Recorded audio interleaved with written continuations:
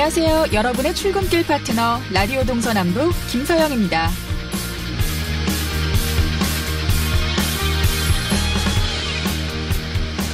내년 초 실시될 민간체육회장 선거를 앞두고 강원도가 들썩이고 있습니다. 후보들이 속속 출마 선언을 하며 경쟁이 본격화되는 데다 선거 경쟁이 과열 양상을 보이는 곳도 있어 부작용마저 우려됩니다. 도내 18개 시군에서 거론되는 입지자들은 현재까지 모두 54명, 평균 3대 1의 경쟁률인데요. 가장 치열한 곳은 5명이나 거론되고 있습니다. 이렇게 시군 체육회장 선거가 주목받는 이유는 상당한 영향력을 발휘할 수 있는 자리인데다 경우에 따라 자치단체장으로 가는 지름길로 꼽히기 때문입니다. 그런데 지금까지 자치단체장이 당연직으로 맡아오던 체육회장을 법까지 개정하며 민간체육회장으로 선출하려는 이유가 정치적 영향력에서 벗어나도록 하기 위해서인데 오히려 정치적 영향에서 자유로울 수 없을 것 같아 걱정입니다. 게다가 예산권을 쥐고 있는 자치단체장과 관계 형성도 중요하고 소통과 협의보다 파벌에 따른 갈등 양상도 우려되는데요. 현실이 이렇다면 자치를 거부할 수 있는 권리도 주민에게 주어져야 하는 것 아닐까요? 먼저 민간에서 체육회장을 뽑을지 현행대로 자치단체장에게 맡길지 주민 투표부터 해봤으면 좋겠습니다. 12월 10일 화요일 라디오 동서남북 지금부터 시작합니다.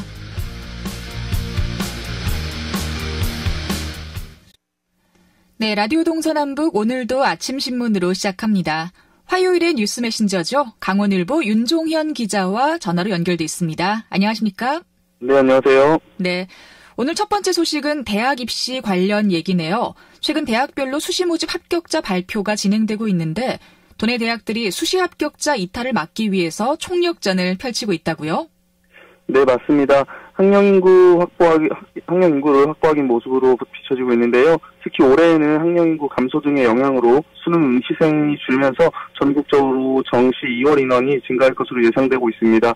이에 따라 사실상 정시 학생 충원이 수시에 비해 상대적으로 어려워질 것으로 전망되고 있어 대학 간의 학생 유치 경쟁이 어느 때보다 치열한 모습입니다. 네, 대학별로 내놓고 있는 혜택들이 굉장히 눈길을 끌던데요. 합격자를 위한 축하 문자 또 기숙사 입소 혜택까지 아주 다양하다고요?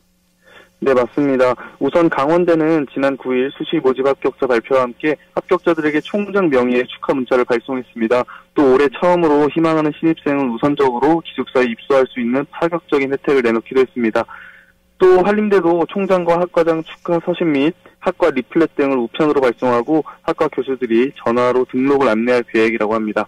네, 사실 무엇보다 장학금을 받을 수 있을지 이런 궁금증이 가장 클 것 같은데요.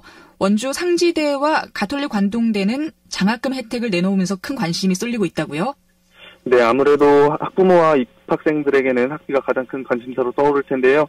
이에 오늘인 10일 수시 모집 합격자를 발표하는 가톨릭 관동대는 학과 교수들이 직접 수시 모집 합격자와 학부모들에게 전화해 등록을 독려하고 있습니다.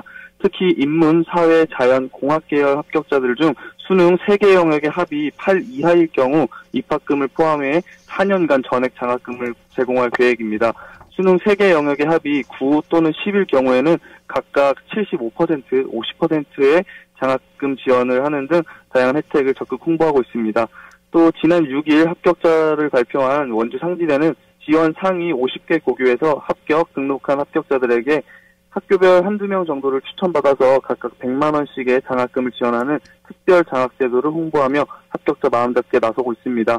도내 대학 관계자들은 이와 관련해서 수시 등록률을 높여야 이달 말부터 이뤄지는 정시 모집에 대한 부담을 덜 수 있는 만큼 다양한 혜택을 앞세워 합격자들의 등록을 적극 유도하고 있다고 말했습니다.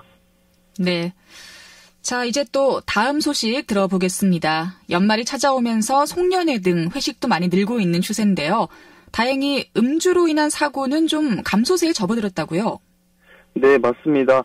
개정 도로교통법, 즉 윤창호법 제정 1년, 시행 6개월째를 맞아 음주사고는 감소한 것으로 나타났습니다. 강원지방경찰청과 도로교통공단 교통사고 분석 시스템 등에 따르면 강원도 내 음주교통사고는 올 1월부터 11월까지 423건으로 지난해 같은 기간에 비해 32.8%가량 줄었습니다. 음주사고로 인한 사상자도 같은 기간 1,132명에서 693명으로 38.8%가량 감소한 것으로 나타났습니다. 네.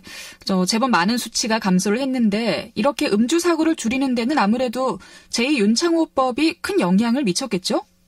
예, 아무래도 그런 분석이 큰데요. 음주사고 가해 운전자에 대한 처벌 및 음주운전 적발 기준이 강화된 윤창호법과 이에 따른 경찰의 단속 강화가 크게 영향을 미쳤을 것이라는 분석입니다. 실제로도 경찰은 6월 이후 아침, 주간, 야간 등 다양한 시간대에 단속에 나서면서 기존 사고 지점 주변 등 단속 장소도 광범위하게 넓히고 있는 상황입니다. 네. 그런데 아무래도 연말이 되면 또 연초가 되면 회식들도 참 많잖아요. 단속 건수가 늘어나고 있어서 또 음주 사고에 대한 우려도 함께 높아질 것 같아요. 네, 아무래도 연말 연초가 이렇게 다가오니까 음주운전자 수도 다시 고개를 들고 있는데요. 실제로 윤창호법이 시행됐던 6월 370건, 7월 352건이었던 음주운전 적발 건수는 10월 457건, 11월 432건 등으로 다시 증가하고 있습니다. 음주운전 적발 건수는 지난 11월까지 총 3,944건이었고요. 더욱이 최근에는 모 기초단체 의원이 면허 취소 수준의 혈중 알코올 농도 상태에서 운전 중 앞차를 들이받는 사고가 발생하기도 한 만큼 음주사고에 대한 우려가 갈수록 커지고 있어 경찰의 단속 강화가 필요할 것으로 보입니다. 네. 그리고 단속이 없더라도 음주운전을 하지 않는 우리 또 성숙한 자세도 필요할 것 같네요. 자, 마지막으로 짧은 소식 하나 더 들어보죠.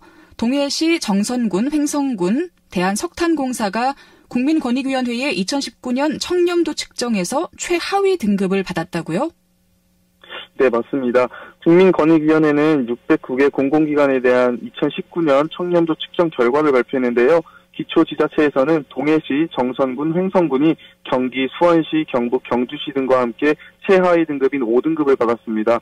공공기관에서는 도내 본사를 둔 대한석탄공사 등이 5등급을 받았습니다. 반면 강원도교육청과 속초시, 한국광물자원공사, 국민건강보험공단 등은 최상위인 1등급을 받았습니다. 속초시는 지난해 평가보다 3개 등급이 상승했고요. 최근 3년간 1, 2등급을 유지한 상위 기관은 강원도교육청과 국민건강보험공단 등을 비롯한 58개 기관이었습니다. 해가 거듭될수록 청렴도 평가가 높아지는 공공기관들이 늘어나길 바라고 있습니다. 네. 자, 오늘 아침신문 강원일보 윤종현 기자와 함께했습니다. 고맙습니다. 네, 감사합니다.